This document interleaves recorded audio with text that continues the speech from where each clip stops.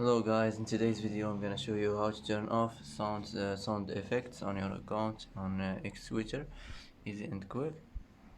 First click on your profile, now click settings and privacy, and now click accessibility, display and languages, and now click display, now sound effects, here you'll find it, and click like this and it will be turned off.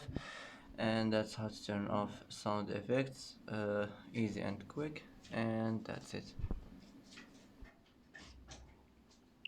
And that's it for today's video. If you like this video, don't forget to like and don't forget to subscribe.